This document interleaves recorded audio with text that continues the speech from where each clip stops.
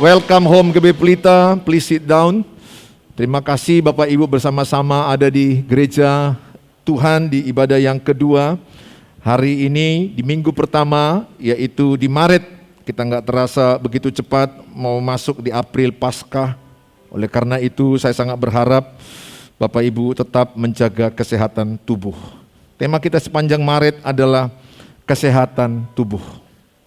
Di situ ada tema kita sepanjang Maret, kita bicara kesehatan tubuh, dan sepanjang 2022 kita bicara kesehatan rohani. The Year of Spiritual Health, kesehatan rohani. Kalau rohani kita sehat, jiwa kita akan sehat, tubuh kita juga akan ikut sehat. Hari ini tema kita di minggu pertama, kita belajar dengan tema tubuhku bait Allah. Tubuhku rumah Tuhan. Sama-sama katakan tubuhku tempat tinggal Tuhan. 1, 2 ya. Tubuhku tempat tinggal Tuhan. Dalam 1 Korintus 6 ayat 12 sampai kepada ayat yang ke-20, kita baca responsoria dengan, saya baca ayat 12, Bapak Ibu baca ayat 13. Segala sesuatu halal bagiku, tetapi bukan semuanya berguna. Segala sesuatu halal bagiku, tetapi aku tidak membiarkan diriku diperhamba oleh suatu apapun. Ayat 13, makanan adalah untuk perut dan perut untuk makanan, tapi kedua-duanya akan dibinasakan Allah. Tetapi tubuh bukanlah untuk percabulan, melainkan untuk Tuhan, dan Tuhan untuk tubuh. Allah yang membangkitkan Tuhan akan membangkitkan kita juga oleh kuasanya. Tidak tahukah kamu bahwa tubuhmu adalah anggota Kristus? Akan kuambilkah anggota Kristus untuk menyerahkannya kepada percabulan? Sekali-kali tidak. Atau tidak tahukah kamu bahwa siapa yang mengikatkan dirinya pada perempuan cabul menjadi satu tubuh dengan dia? Sebab demikianlah kata Nats, keduanya akan menjadi satu daging. 17, tetapi siapa yang mengikatkan dirinya pada Tuhan menjadi satu roh dengan dia. Jauhkanlah dirimu dari percabulan. Setiap dosa lain yang dilakukan manusia terjadi di luar dirinya. Tetapi orang-orang yang melakukan percabulan berdosa terhadap dirinya sendiri. Atau tidak tahukah kamu bahwa tubuhmu adalah bait Roh Kudus yang diam di dalam kamu, Roh Kudus yang kamu peroleh dari Allah, dan bahwa kamu bukan milik kamu sendiri? Sama-sama. Sebab kamu telah dibeli dan harganya telah lunas dibayar. Karena itu muliakanlah Allah dengan tubuhmu. Bapak Ibu yang saya kasihi, ini adalah suratan Rasul Paulus bagi jemaat di kota Korintus. Kota Korintus adalah kota pelabuhan, kota persinggahan, kota yang maju, kota yang cukup ekonominya begitu bagus. Di sana juga karunia Tuhan berkembang luar biasa di jemaat sana, di Korintus. Tetapi dosa percabulan, dosa perzinahan juga berkembang di Korintus. Sehingga Rasul Paulus oleh Roh Kudus mengingatkan jemaat yang ada di kota Korintus supaya mereka menjaga tubuh mereka untuk Tuhan. Bagaimana kita menjaga tubuh kita untuk Tuhan? Karena saudara dan saya yang percaya Tuhan Yesus telah dibeli tunai oleh darah Yesus.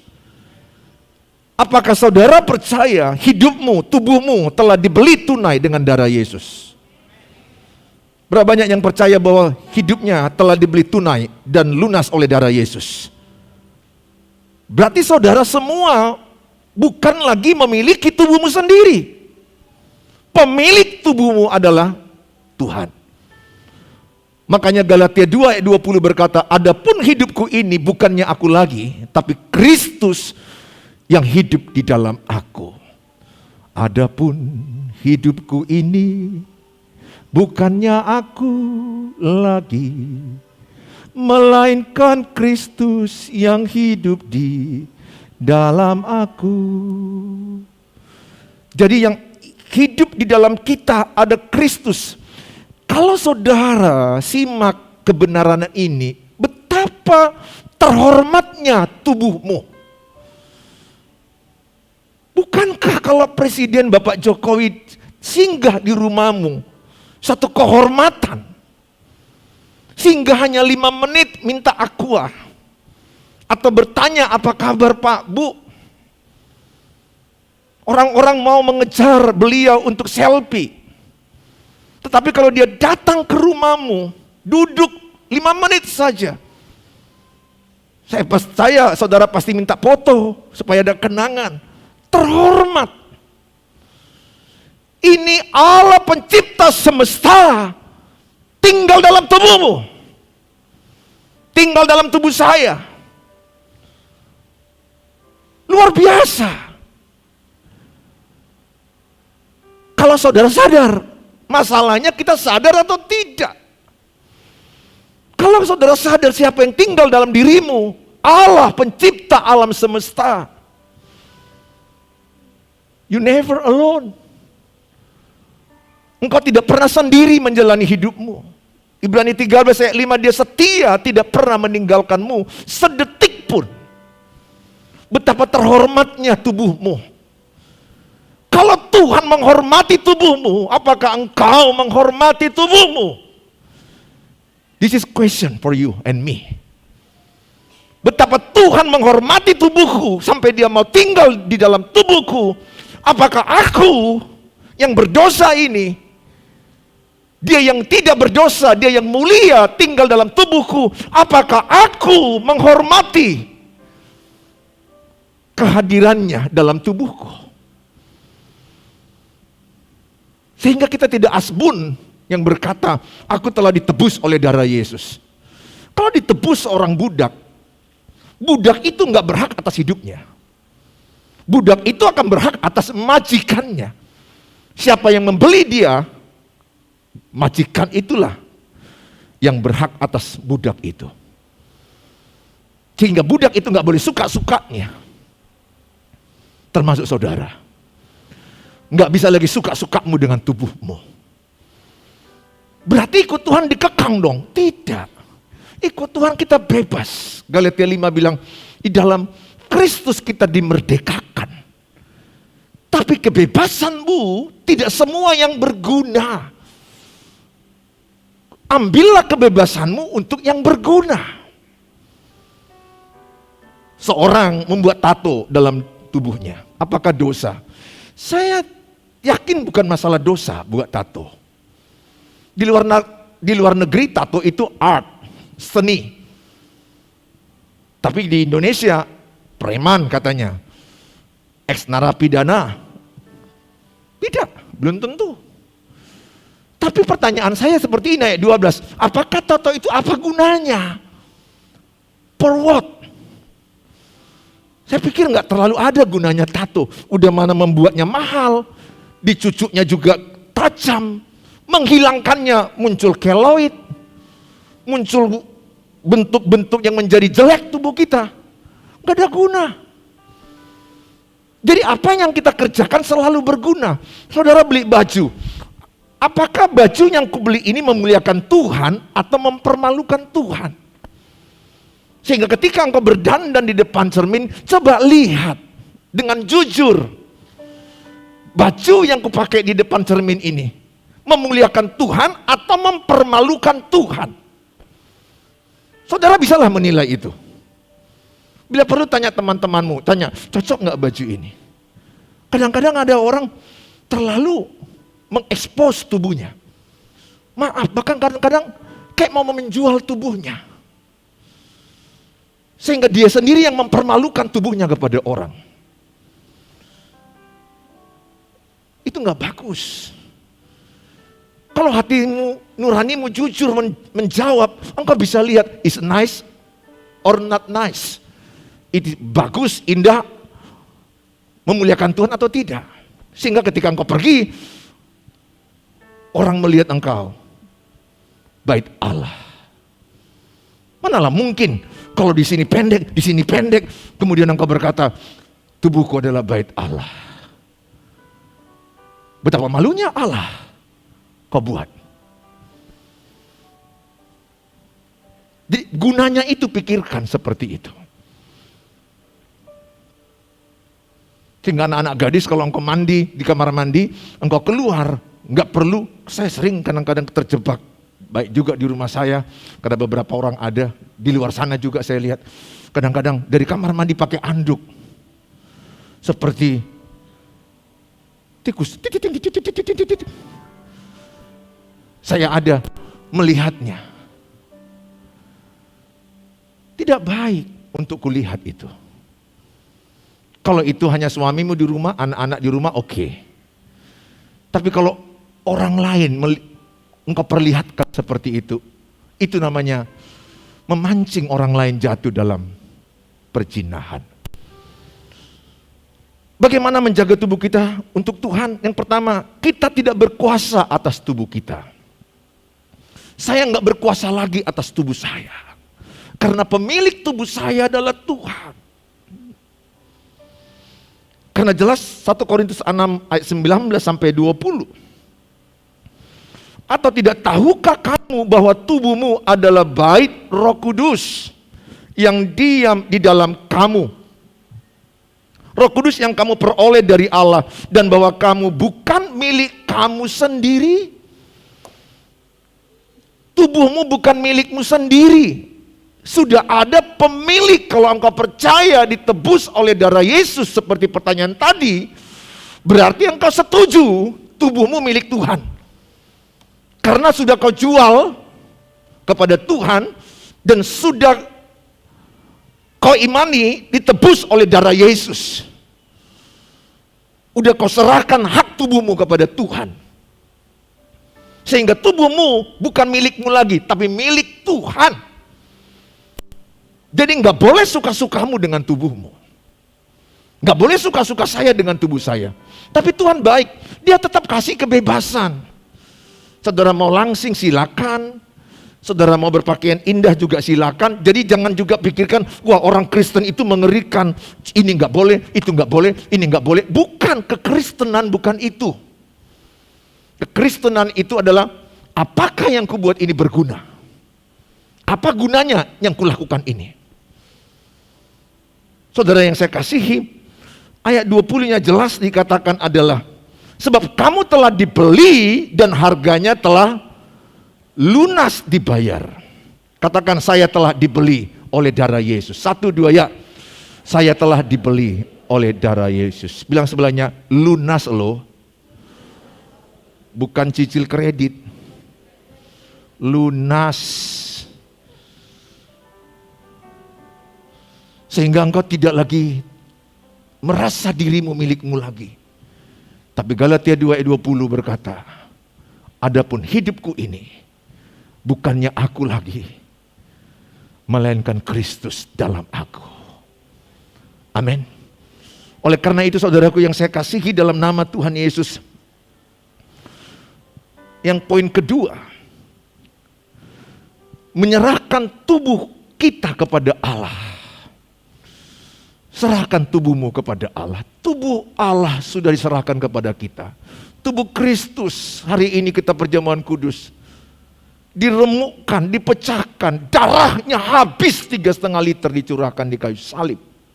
Untuk membeli kita, karena kita sangat berharga. Karena saudara dan saya sangat mulia, sangat berharga. Bahkan kalau satu orang pun, dia akan tetap mau mati di kayu salib. Karena bagi Tuhan satu jiwa lebih berharga dari seluruh isi dunia ini. Jadi hidupmu, hidup saya sangat-sangat mahal. Seharga darah Yesus. Sangat mahal. Engkau ditebus dengan darah Yesus. Bukan dengan emas, bukan dengan perak, bukan dengan uang 1 triliun. Tapi dengan darah Yesus. Sangat terhormat tubuhmu, sangat berharga, dan hargailah tubuhmu, hormatilah tubuhmu sebagai bait Allah.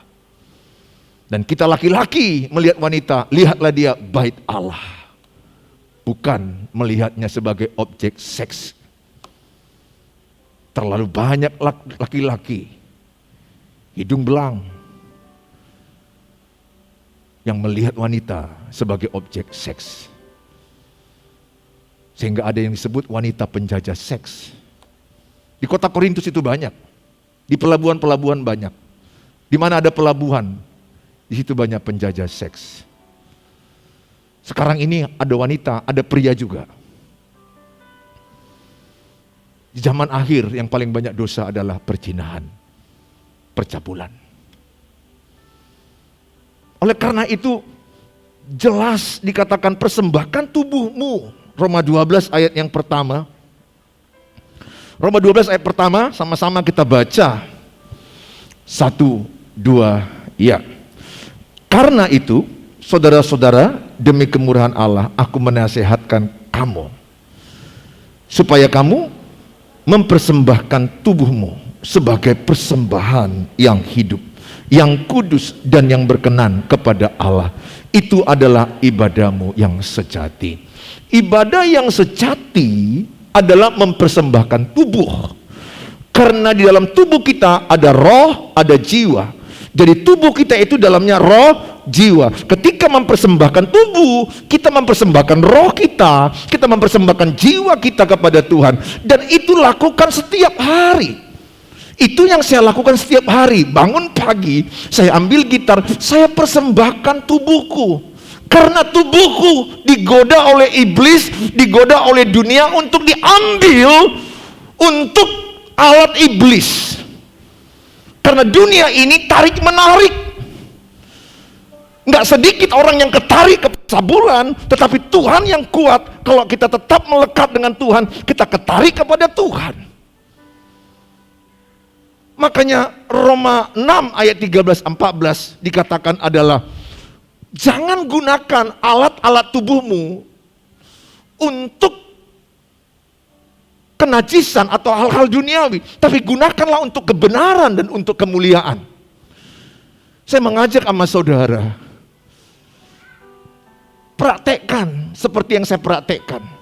Coba sama-sama kita praktekkan hari ini. Coba sama-sama ikuti apa yang saya katakan. Tuhan Yesus, 1, 2 ya. Lebih kuat lagi ke atas, ikut yang di balkon. Tuhan Yesus, kupersembahkan tubuhku, kupersembahkan mataku, pegang matanya. Kupersembahkan mataku, kupersembahkan telingaku, kupersembahkan mulutku, kupersembahkan tanganku, kupersembahkan kakiku, seluruh sistem tubuhku untuk Tuhan, untuk memuliakan Tuhan, untuk melakukan yang kudus dalam Tuhan Yesus. Amin. Praktekkan tiap hari. Pak Pendeta kan cukup sekali menyerahkan tubuh. Betul, secara komitmen pertama itu bagus. Tetapi semakin kita tiap hari menyadarkan diri kita mempersembahkan hidup kita lewat hadirat Tuhan, engkau semakin kuat. Oh, tubuhku bukan lagi milikku, tubuhku milik Tuhan. Ketika ada godaan pornografi, saudara sadar mataku bukan lagi untuk melihat yang najis. Sehingga engkau kuat menolak. Karena tawaran pornografi kenajisan itu ada di tanganmu kalau ada gadgetmu. Gampang melihat orang yang mendownload itu. Kalau engkau mendownload pornografi, maka sejenis itu akan datang rame-rame. Karena kalau saya download khotbah yang juga datang. Karena apa yang kau tekan itu yang akan datang. Oleh karena itu saya mengajak, persembahkan tubuhmu sebagai persembahan yang hidup, yang kudus, yang berkenan kepada Allah. Itu adalah ibadahmu yang sejati. Ibadah yang sejati itu bukan sekadar duduk diam seperti ini. Tapi ibadah yang sejati itu aktif mempersembahkan tubuh. Kupersembahkan tubuhku ya Tuhan. Kupersembahkan mataku, kupersembahkan telingaku, kupersembahkan mulutku, kupersembahkan tanganku, kakiku, sistem tubuhku untuk memuliakan Engkau. Semakin aku mengalami afirmasi penguatan. Karena di dalam dunia ini tidak ada yang tidak tergoda. Tidak ada yang tidak mengalami godaan. Dunia ini banyak godaan, banyak cobaan. Terlebih di dalam perjinahan, percabulan, banyak orang jatuh. Hamba-hamba Tuhan tidak sedikit yang jatuh. Orang-orang mimbar tidak sedikit yang jatuh. Jemaat tidak sedikit yang mengalami kejatuhan kenajisan. Tidak sedikit perselingkuhan di tengah-tengah dunia ini.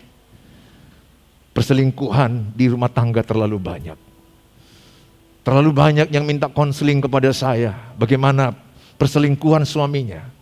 Sebaliknya bagaimana perselingkuhan istrinya. Terlalu banyak Bapak Ibu. Itu bukan berita, bukan lagi berita yang jarang. Berita kiri kanan. Coba lihat sinetron, drakor. Coba lihat semuanya tayangannya seputar itu. Itu mewakili memang itu yang terjadi, the real. Faktanya seperti itu. Makanya kita nggak ada yang kuat. Daud aja jatuh melihat Batseba mandi. Karena salah matanya. Bukan melihat peperangan yang dia suruh, tapi dia melihat wanita mandi. Simson aja jatuh. Itu abdi Allah. Abraham dengan Hagar. Itu pun dia gagal. Harusnya dia beriman dengan Sarah. Yang menang itu Yusuf. Yusuf menang bukan karena imannya saja. Yusuf menang karena dia lari dari pencobaan. Makanya doa Bapa kami berkata, jauhkanlah kami dari pencobaan. Jauhkanlah kami dari pencobaan. Saudara yang saya kasihi dalam nama Tuhan Yesus. Matius 5 ayat 28 bilang begini. Kenapa saya bilang hati-hati gunakan mata? Saya menjaga kekudusan pikiran saya. Selain mempersembahkan tubuh. Selain mempersembahkan tubuhku, mataku, telingaku. Dari gosip-gosip, dari omongan negatif saya jaga. Karena pikiran kita ini makannya dari apa yang dilihat. Dan apa yang masuk dari telinga. Jadi yang perlu dijaga ini, dua-dua ini. Ini sama mata, sangat perlu dijaga. Ini masuk ke pikiran kita. Matius 5 ayat 28 sama-sama kita baca. 1, 2. Matius 5 ayat 28, 1, 2 ya.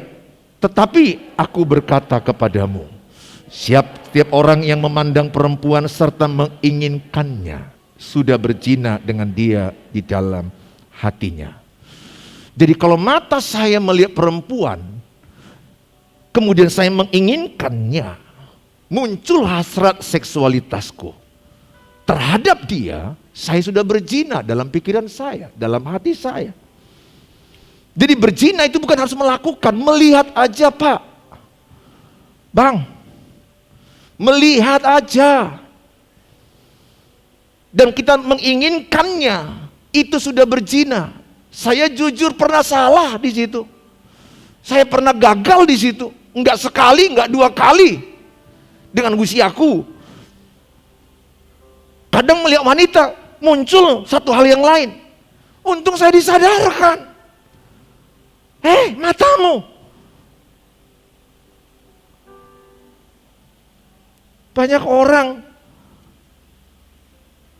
bilang sudah bertobat, tapi mata masih kumat. Demikian wanita. Wanita kalau engkau melihat laki-laki dan engkau kepingin, kau sudah berzina di hatimu. Dan kalau suami istri melakukan hubungan seks, memikirkan orang lain, itu berzina di mata Tuhan. Makanya Blue Film gak saya rekomendasikan saudara tonton. Karena itu objeknya akan membuat engkau berlebih-lebihan. Dan bisa membayangkan orang lain padahal engkau bersama pasanganmu. Tidak ada yang kuat Bapak Ibu. Saya sudah sampaikan bagaimana Daud dengan Batseba, Simpson dengan Delila, Abraham dengan Hagar. Yusuf menang karena dia lari dari pencobaan. Bapak Ibu yang saya kasihi, jaga matamu. Wanita juga jaga matamu. Jangan lama-lama lihat laki-laki, waduh ini si spek, suamiku one pack. Syukurilah suamimu one pack. Karena ada tempat kalau engkau boncengan pegang gunting lengket di perutnya. Karena one pack kan berarti kan ada gunung. Nggak boleh gunung. Perutnya sehingga nempel di sini.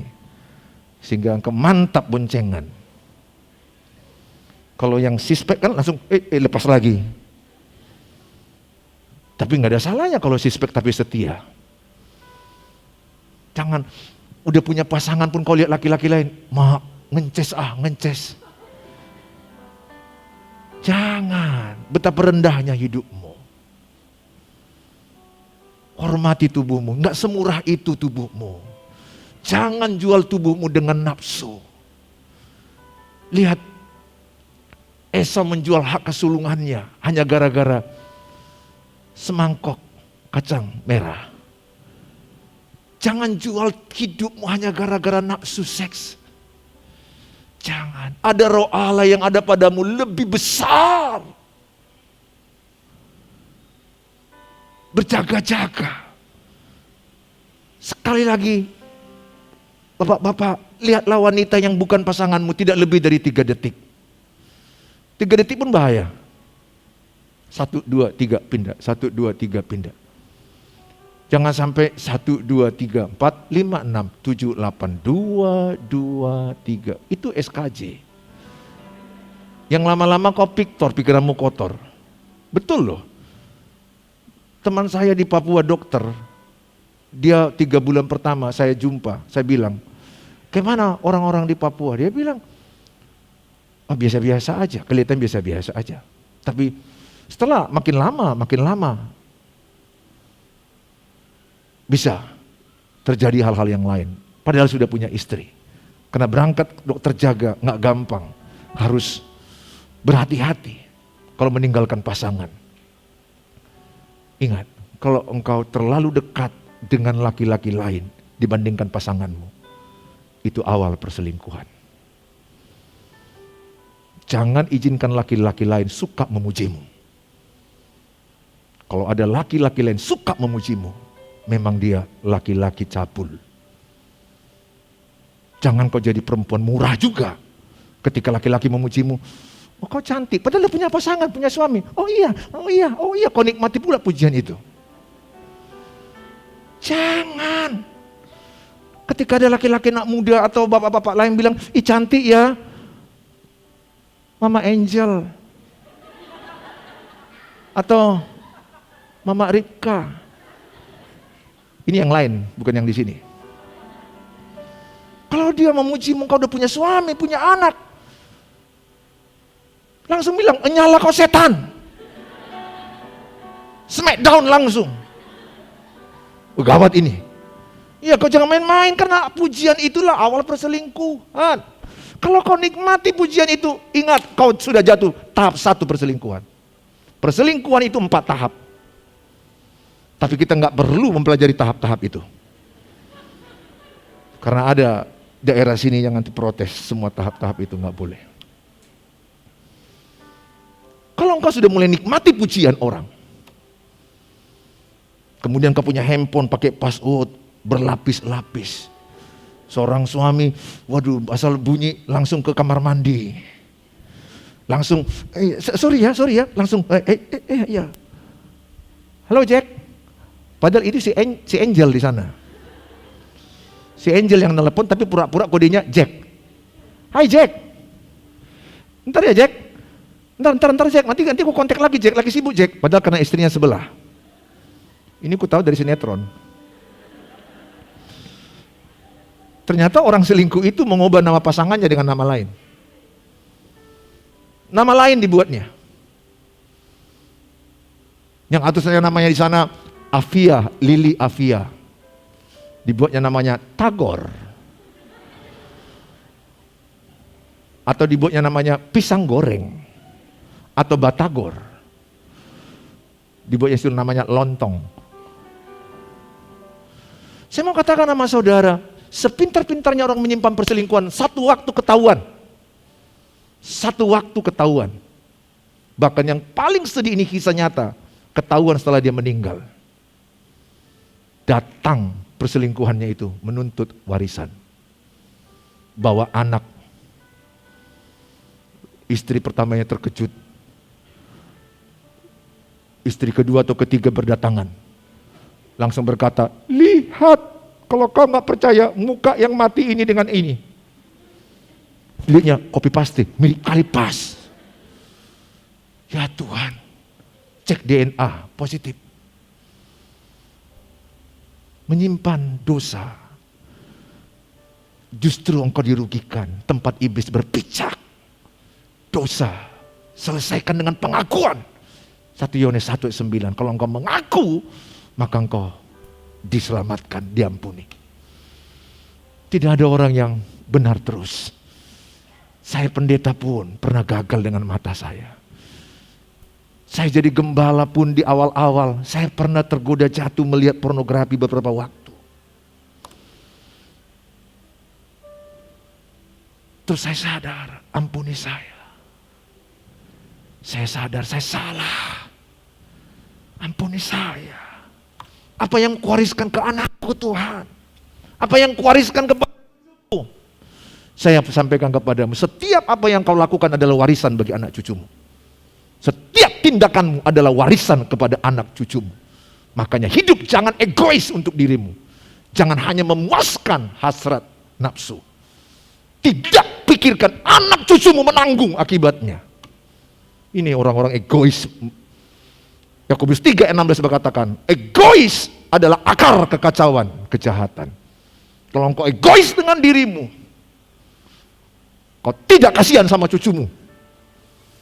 Dia yang lahir tapi dapat warisan yang seperti itu.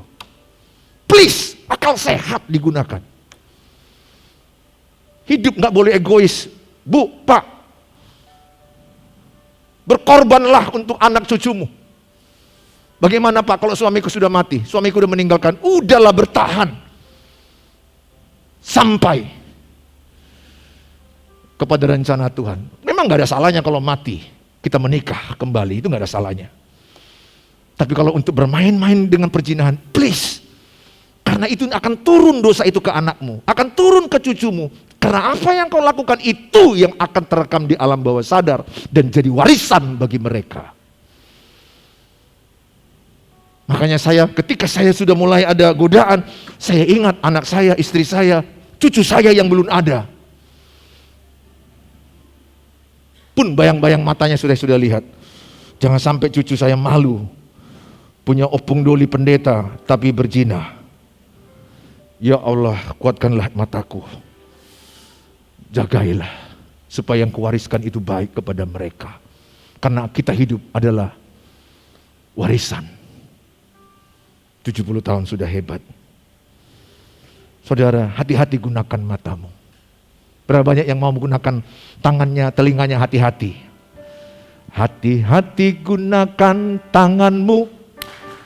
Hati-hati gunakan kakimu.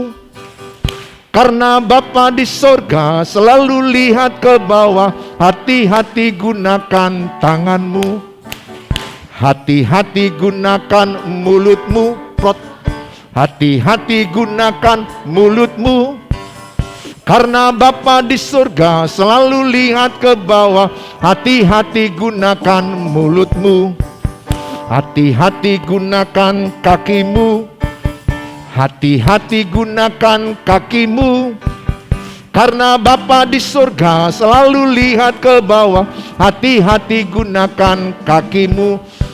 Yang pria, hati-hati gunakan matamu. Hati-hati gunakan matamu. Karena Bapa di surga selalu lihat ke bawah. Hati-hati gunakan matamu. Yang wanita, hati-hati gunakan telingamu.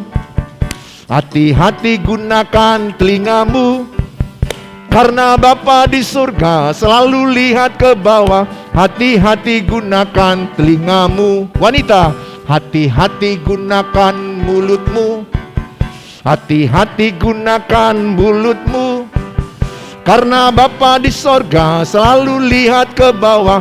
Hati-hati gunakan mulutmu. Amin. Tepuk tangan bagi Tuhan Yesus. Yang terakhir adalah pakailah tubuhmu untuk kemuliaan Tuhan. Karena kita telah dibeli dengan tunai oleh darahnya. 1 Korintus 6 ayat 20 dikatakan, pergunakanlah tubuhmu untuk memuliakan Tuhan. Amin Bapak Ibu. Kolose 3:23 berkata, apapun yang kau perbuat, perbuatlah untuk memuliakan Tuhan. Berhentilah berbuat dosa. Lihat perempuan Samaria di sumur Yakub, ketemu Yesus. Tuhan bilang, kalau engkau minum dari sumur ini, engkau akan haus. Tapi kalau engkau minum dari aku, engkau tidak haus lagi.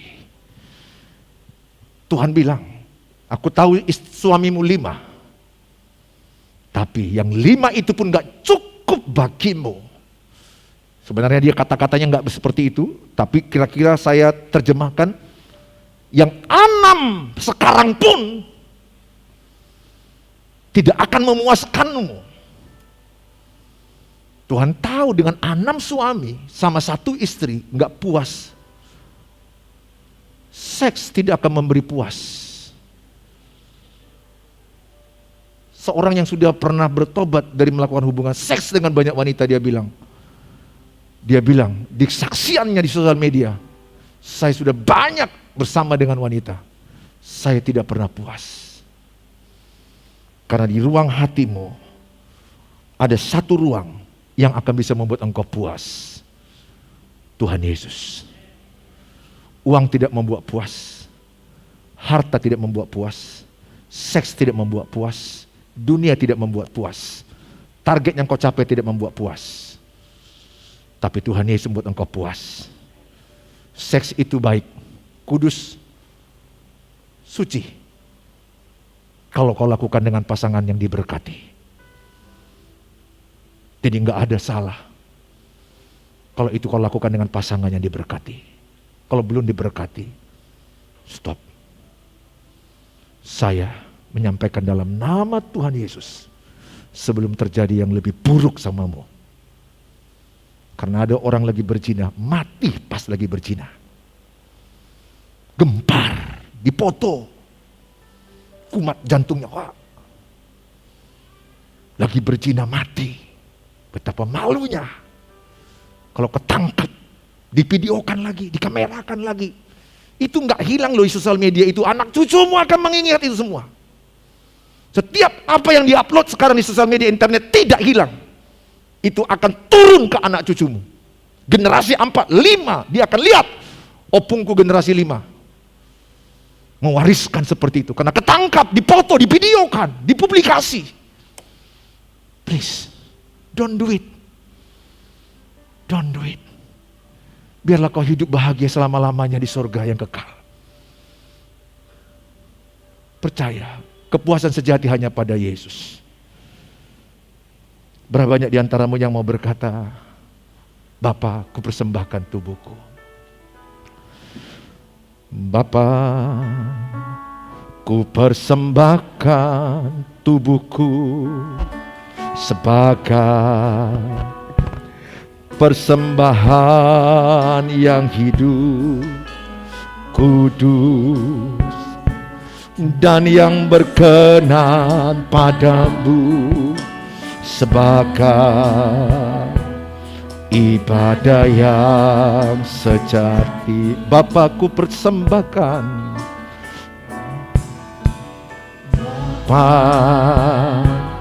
ku persembahkan tubuhku sebagai persembahan yang hidup, kudus, dan yang berkenan padamu, sebagai ibadah yang sejati. Mari angkat tanganmu dua-duanya. Ku sembah Kau Tuhan,